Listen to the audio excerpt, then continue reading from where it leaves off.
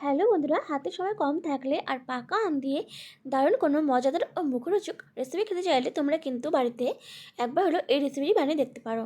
তো বন্ধুরা, তোমরা সবাই কেমন আছো? আশা করি ভালো আছো, আর আমিও অনেক ভালো আছি। আর তোমরা দেখছো সম্পার রান্নাঘর। তো চলো দেরি না করে রেসিপিটা শুরু করা যাক, আশা করি তোমাদের অনেক ভালো লাগবে।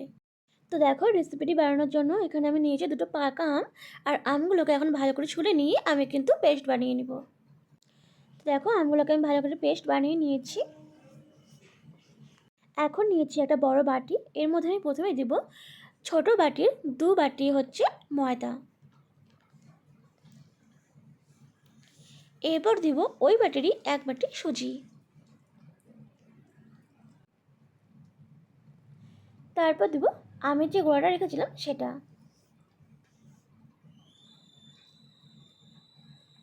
এরপর দেব চিনি। চিনিটা অবশ্যই তোমরা তোমাদের মিষ্টিটা কেমন খাবে সেই অনুযায়ী এখানে দিবে। তারপর দিচ্ছি হাফ বাটির মতো চালের গুঁড়ো। আর সবশেষে দিয়ে দিচ্ছি মৌরি। আমি এখানে কিছুটা পরিমাণ মৌরি দিয়েছি।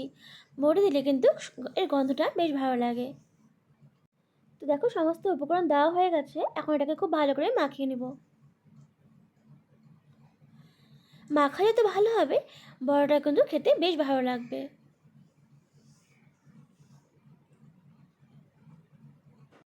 আর বন্ধুরা, উপকরণগুলো মাখার সময় যদি মাখাটা একটু শুকনো মনে হয় তাহলে কিন্তু তোমরা এখানে জল বা দুধ এখানে দিয়ে ভালো করে মেখে নিতে পারো। তো দেখো, সমস্ত কিছু আমি ভালো করে মেখে নিয়েছি। এখন এটাকে আমি ঢাকনা দিয়ে ঢেকে রেখে দেব কম করে 15 থেকে 20 মিনিটের জন্য, যাতে ভালো করে সুজিটা ফুলে ওঠে আর চিনিটা ভালো করে গলে যায়। তো দেখো, ফিরে আসলাম। আর এখন দেখো, মাখাটা কিন্তু পুরোপুরি কমপ্লিট হয়ে গেছে। এখন একটা কড়াই নিয়েছি আর কড়াইতে দেবো সাদা তেল।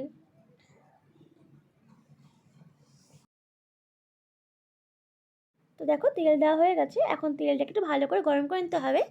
আর গ্যাসের ফ্লেমটা কিন্তু একদমই লোতে রেখে আমাদের বড়াগুলো ভাজতে হবে। এখন আমি সমস্ত বড়াগুলোকে একটা একটা করে দিয়ে দিচ্ছি।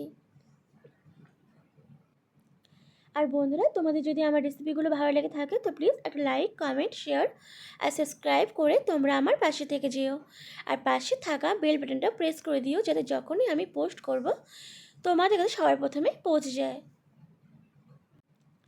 গ্যাসের ফ্লেমটাকে কিন্তু একদমই লোতে রেখে বড়াগুলো দিতে হবে, না হলে কিন্তু বড়াগুলো পড়ে যেতে পারে।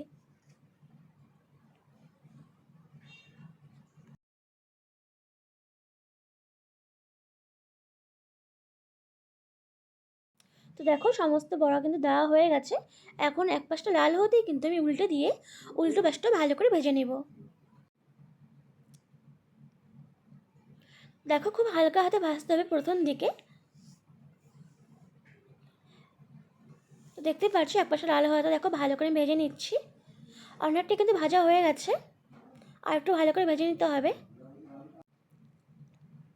তো দেখো, বড়াগুলো কিন্তু এখন ভাজা হয়ে গেছে, আর বেশি ভাজবো না। এখন আমি তুলে নেব।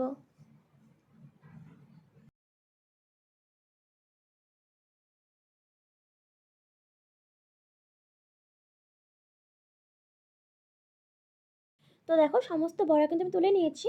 এখন যে তেলটা আছে ওর মধ্যে আমি বাকি বড়াগুলো ভেজে নেব।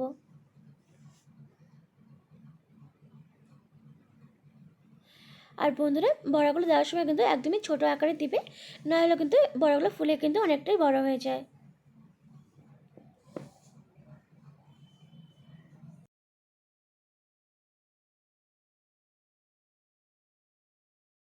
আমরা তো সবাই কাঁঠালের বড়া, কলার বড়া খেয়েছি, কিন্তু তোমরা একবার পাকা আম দিয়ে বড়া বানিয়ে খেয়ে দেখো, আশা করি তোমাদেরও বেশ ভালো লাগবে।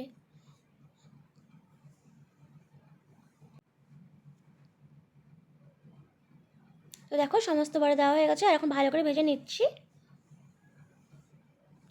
ওই একই সেম প্রসেসে এক পাশটা ভাজা হলে ভালো করে আবার একটা উল্টো পাশটা ভালো করে ভেজে নিই। তো দেখো, এখন আমাদের বড়াগুলো ভাজা হয়ে গেছে, আর বেশি ভাজবো না। আমি এখন এই বড়াগুলোকে তুলে নিচ্ছি।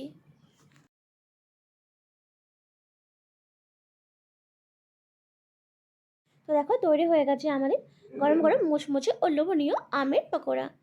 দেখতে কিন্তু বেশ ভালো লাগছে, আর খেতেও কিন্তু ভীষণ ভালো হয়েছিল। তো বন্ধুরা, রেসিপিটা কেমন লাগলো অবশ্যই জানাবে। আর যদি ভালো লেগে থাকে তো প্লিজ একটা লাইক, কমেন্ট, শেয়ার আর সাবস্ক্রাইব করে তোমরা আমার পাশে থেকে যেও।